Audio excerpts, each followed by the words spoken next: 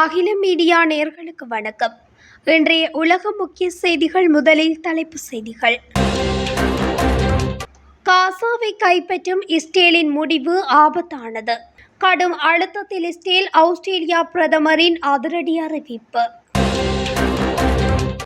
இஸ்ரேலின் உளவாளிகள் என்று கூறப்படும் 20 பேரை கைது செய்துள்ள ஈரான். கொலைவெறியின் உச்சம். காசாவில் 5 ஊடகவியலாளரை படுகொலை செய்த இஸ்ரேல்.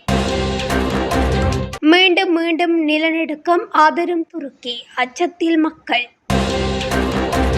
விமானத்தில் கோளாறு. அவசரமாக தரையிறக்கப்பட்ட இங்கிலாந்து போர் விமானம். காசாவில் சண்டை நிறுத்தம் கோரி இஸ்ரேலின் நெதன்யாஹுவுக்கு எதிராக மக்கள் போராட்டம். காசாவிலிருந்து ஹமாஸ் ராக்கெட்டுகள் தெற்கு இஸ்ரேலை நோக்கி அதிரடி தாக்குதல். அல் ஜசீரா பத்திரிகையாளர்களை இஸ்ரேல் கொன்றதை அடுத்து கடுமையான கண்டனம் வெளியிட்டுள்ள ஈரான். 10 லட்சம் பேரை ஜப்பான் இழந்துவிடும் எலான் மஸ்க் தெரிவிப்பு. தொடர்பான விரிவான செய்திகள். காசா நகரத்தை முழுமையாக கைப்பற்றும் இஸ்ரேலின் முடிவு பாலஸ்தீனர்களின் நிலைமையை மேலும் மோசமாக்கும் ஆபத்தான ஆக்கிரமிப்பு என்று ஐக்கிய நாடுகள் சபையின் பொதுச் செயலாளர் அன்டோனியோ குட்டரெஸ் தெரிவித்துள்ளார். காசாவை முழுமையாக கைப்பற்றி தனது கட்டுப்பாட்டுக்குள் கொண்டுவர இஸ்ரேல் பிரதமர் பெஞ்சமின் நெதன்யாஹு முன்மொழிந்த முடிவுக்கு அந்நாட்டு அமைச்சரவை ஒப்புதல் அளித்துள்ளது. இதற்கு பல முனைகளில் இருந்தும் எதிர்ப்புகள் கிளம்பியுள்ளன. சீனா, துருக்கி, பிரிட்டன் உள்ளிட்ட நாடுகள் இதற்கு கடும் கண்டனம் தெரிவித்துள்ளதாக தெரிவிக்கப்பட்டுள்ளது. இது தொடர்பாக ஐக்கிய நாடுகள் சபையின் பொதுச் செயலாளர் அன்டோனியோ குட்டரெஸ் வெளியிட்ட அறிக்கையில், இஸ்ரேல் அரசாங்கம் காசா நகரத்தை முழுமையாக கைப்பற்றும் முடிவால் நான் மிகவும் கவலை அடைந்துள்ளேன். இந்த முடிவு ஆபத்தான ஆக்கிரமிப்பு. ஏற்கனவே பேரழிவில் சிக்கியுள்ள இலட்சக்கணக்கான பாலஸ்தீனர்களின் வாழ்வை இது மேலும் ஆபத்தில் ஆழ்த்தும். மீதமுள்ள பணை கைதிகள் உட்பட மேலும் பல உயிர்களுக்கு இது ஆபத்தை விளைவிக்கும் என்று அவர் எச்சரிக்கை விடுத்துள்ளார். ஆஸ்திரேலியா பாலஸ்தீன அரசை அங்கீகரிக்கும் என்று அந்நாட்டு பிரதமர் அந்தோனி அல்பானிஸ் அறிவித்துள்ளார். இன்று நடைபெற்ற அமைச்சரவை கூட்டத்திற்கு பின்னர் ஆஸ்திரேலியா பிரதமர் அந்தோனி அல்பானிஸ் இந்த அறிவிப்பை வெளியிட்டுள்ளார்.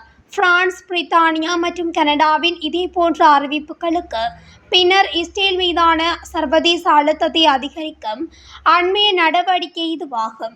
இரு நாடுகள் தீர்வு, காசாவில் போர் நிறுத்தம் மற்றும் பணை கைதிகளை விடுவித்தல் ஆகியவற்றுக்கான சர்வதேச உந்துதலுக்கு பங்களிக்கும் வகையில் எதிர்வரும் செப்டம்பரில் நடைபெறும் ஐக்கிய நாடுகள் சபையின் 80வது பொதுச்சபை அமர்வில் ஆஸ்திரேலியா பாலஸ்தீன அரசை அங்கீகரிக்கும் என அவர் குறிப்பிட்டுள்ளார். ஆஸ்திரேலியா பாலஸ்தீன அதிகார சபையிடமிருந்து பெற்ற உறுதிமொழிகளின் அடிப்படையில் அங்கீகாரம் வழங்கப்படும் என்றும், இஸ்லாமிய போராளி குழுவான ஹமாஸ் எந்த எதிர்கால அரசியல் பங்களிப்பிலும் ஈடுபடக்கூடாது என்றும் பிரதமர் கூறியுள்ளார். மேலும் சர்வதேச சமூகத்தின் அழைப்புகளை நெதன்யாஹு புறக்கணித்ததாலும், காசாவில் சட்ட மற்றும் நெறிமுறை கடமைகளுக்கு இணங்க தவறியதாலும் பாலஸ்தீன அரசை அங்கீகரிக்கும் முடிவு மேலும் கட்டாயப்படுத்தப்பட்டது என ஆஸ்திரேலியா பிரதமர் அந்தோனி அல்பானிஸ் தெரிவித்துள்ளார்.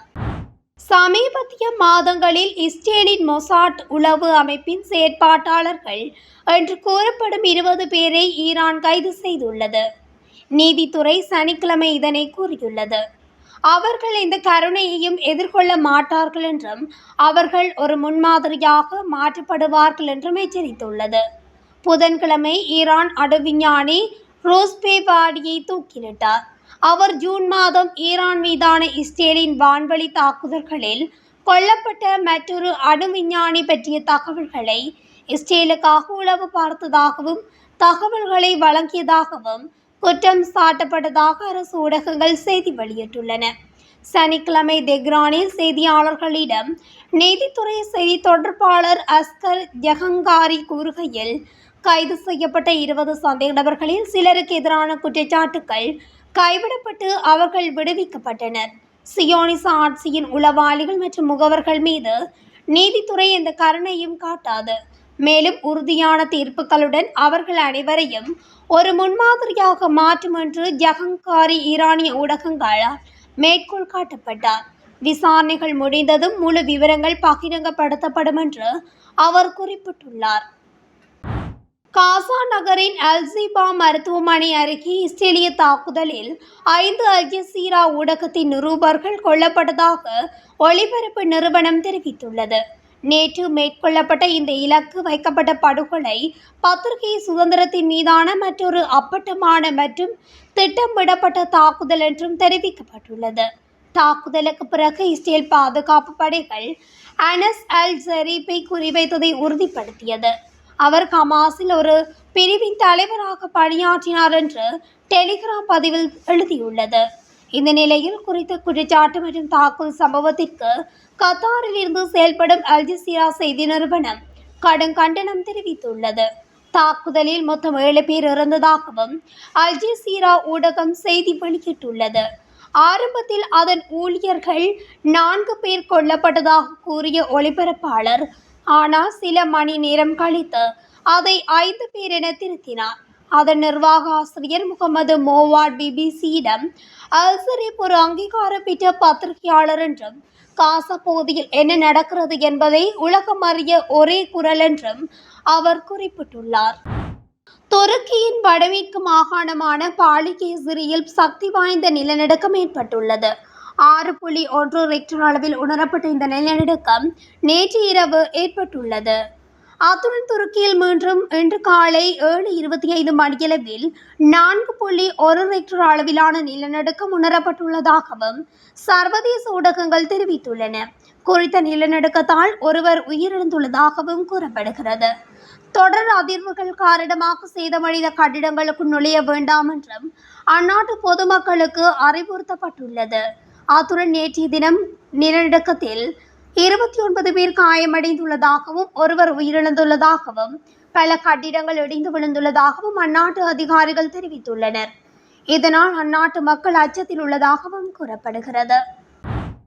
விமானத்தில் ஏற்பட்ட கோளாறு காரணமாக இங்கிலாந்து போர் விமானம் ஒன்று ஜப்பானில் அவசரமாக தரையிறக்கப்பட்டது. இங்கிலாந்து விமானப்படையில் அதிநவீன F-35 ரக போர் விமானங்கள் உள்ளன. உலகின் மிகவும் அதிநவீன போர் விமானங்களாக F-35 ரக போர் விமானங்கள் கருதப்படுகின்றன. இதனிடையே அமெரிக்கா, ஜப்பான், இங்கிலாந்து கடற்படைகள் இணைந்து தென்சீன கடற்பகுதியில் போர் பயிற்சியில் ஈடுபட்டு வருகின்றன. இதில் இங்கிலாந்தின் விமானம் தாங்கி போர்க்கப்பல்களும் இடம்பெற்றுள்ளன. இந்நிலையில் ஜப்பான் கடற்பகுதியில் தென்சீன கடலில் இங்கிலாந்து விமானப்படைக்கு சொந்தமான F-35 ரக போர் விமானம் நேற்று காலை 11:30 மணியளவில் வழக்கமான பயிற்சியில் ஈடுபட்டுக் கொண்டிருந்தது.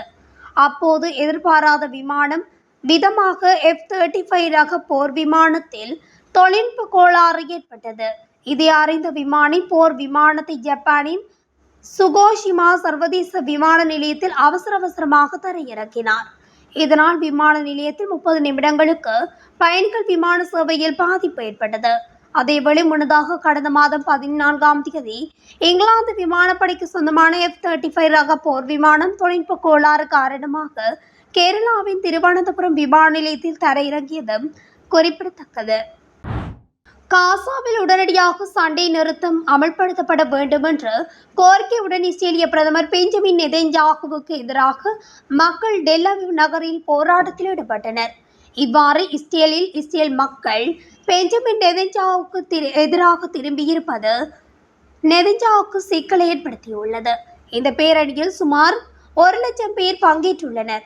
இஸ்ரேல் காசா நகரம் முழுவதையும் தனது கட்டுப்பாட்டுக்குள் கொண்டுவர திட்டமிட்டுள்ளதாக கூறப்படுகிறது. இஸ்ரேல் காசா மீது செய்யும் இனப்படுகொலைக்கு எதிராகவும் இஸ்ரேலியர்கள் இவ்வாறு திரண்டு எழுந்துள்ளனர். ஆனால் பிணை கைதிகளாக அங்கு சிறைக்கப்பட்டுள்ள இஸ்ரேலியர்களுக்கு ஆபத்தாக இருக்கலாம் என்றும் இராணுவம் எச்சரித்துள்ளது. போராட்டத்தில் ஈடுபட்டவர்கள் ஹமாஸிடம் இருக்கலாம் என கருதப்படும் 50 பேர் உட்பட பிணை கைதிகளை மீட்க சண்டை நிறுத்தம் மற்றும் பேச்சுவார்த்தைகளை தொடங்க வேண்டும் எனவும் மக்கள் இவ்வாறு வலியுறுத்தியுள்ளனர். ஞாயிற்றுக்கிழமை அன்று காசாவிலிருந்து 2 கமாஸ் ராக்கெட்டுகள் தெற்கு இஸ்ரேலை தாக்கி ஏவப்பட்டுள்ளது. வான் பாதுகாப்பு பகுதிகளை ஊடுருவியதாகவும் இஸ்ரேலிய பாதுகாப்பு படை தெரிவித்துள்ளது. பல எல்லை நகரங்களில் சைரன்கள் ஒலிக்கப்படப்பட்டுள்ளதாகவும் இதனால் இஸ்ரேலிய பகுதி முழுவதும் பரபரப்பான சூழ்நிலை எழுந்ததாகவும் கூறப்படுகிறது. ஆனால் யாருக்கும் காயமோ சேதமோ ஏற்படவில்லை. இஸ்ரேல் காசாவை கைப்பற்றும் திட்டத்தை முன்னெடுக்கும் வேளையில் ஹமாஸ் ராக்கெட்டுகள் இவ்வாறு இந்த தாக்குதலை மேற்கொண்டுள்ளது. அல் ஜசீரா ஊழியர்கள் 5 பேரை இஸ்ரேல் கொன்றதை அடுத்து உலக நாடுகள் இஸ்ரேலை பொறுப்பேற்க செய்ய வேண்டும் என்று ஈரானிய வெளியுறவு அமைச்சக செய்தி தொடர்பாளர் இஸ்மாயில் பகாஜி அழைப்பு விடுத்துள்ளார்.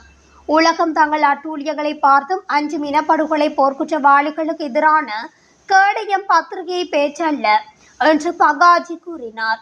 இதற்கு முன்னர் 5 பேர் உயிரிழந்ததாக கூறப்பட்ட நிலையில் தற்பொழுது 7 பேர் உயிரிழந்துள்ளதாகவும் தெரிவிக்கப்படுகின்றது.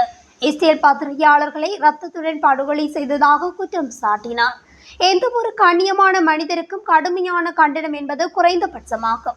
ஆனால் இந்த கொடூரமான இனப்படுகொலையை நிறுத்தி குற்றவாளிகளை பொறுப்பு கூற வைக்க உலகம் உடனடியாக செயல்பட வேண்டும் என்று அவர் மேலும் வலியுறுத்தினார். இஸ்ரேலின் குற்றங்களுக்கு அலட்சியமும் செயலற்ற தன்மையும் உடந்தையாக உள்ளன. இஸ்ரேல் செய்யும் இந்த இனப்படுகொலைகளுக்கும் குற்றங்களுக்கும் எதிராக உலக நாடுகள் கிளந்தெழ வேண்டும் எனவும் அமைதியை விடுத்து இஸ்ரேலுக்கு எதிராக போராட வேண்டும் என்றும் அவர் வலியுறுத்தினார். ஜப்பானில் மக்கள் தொகை அண்மை காலமாக வெகுவாக சரிந்து வரும் நிலையில் 2025 இறுதிக்குள் 10 லட்சம் பேரை ஜப்பான் இழந்துவிடும் என எலான் மஸ்க் எச்சரித்துள்ளதாக சர்வதேச ஊடகங்கள் தெரிவித்துள்ளது. மக்கள் தொகை பிரச்சினையை சமாளிக்க செயற்கை நுண்ணறிவுதான் ஒரே வழியாக இருக்கும் என்றும் அவர் வலியுறுத்தியுள்ளதாகவும் கூறப்பட்டுள்ளது. ஜப்பானில் பிறப்பு விகிதத்துக்கும் இறப்பு விகிதத்துக்கும் உள்ள வேறுபாட்டை குறிப்பிட்டு அவர் இந்த எச்சரிக்கையை வெளியிட்டுள்ளார். ஜப்பானில் குறைந்து வரும் மக்கள் தொகையானது கவலை தரும் சவாலான விடயமாகவே உள்ளதாகவும் கூறப்பட்டுள்ளது. மருத்துவ செலவினங்கள், சமூக சேவை தொடர்பான அழுத்தங்களால் மக்கள் தொகை குறைவதால் தொழிலாளர் வளம் குறையும், புவியியல் அமைப்பில் மாற்றம் ஏற்படும் எனவும் தெரிவித்துள்ளார். எனவே இங்கு பிரச்சினைகளை கையாள செயற்கை நுண்ணறிவுதான் மிக முக்கிய பங்கு வகிக்கும் என்பதோடு மக்கள் தொகை வீழ்ச்சியால் ஏற்படும் பொருளாதார மற்றும் சமூகத்தின் மீதான தாக்கங்களை செயற்கை நுண்ணறிவு தடுக்கும் என்று குறிப்பிட்டுள்ளார். இத்துடன் அகிலம் மீடியாவின் இன்றைய உலக முக்கிய செய்திகள் நிறைவடைகின்றன. தொடர்ச்சியாக செய்திகளை அறிந்து கொள்ள அகிலம் மீடியாவுடன் இணைந்திருங்கள். நன்றி, வணக்கம்.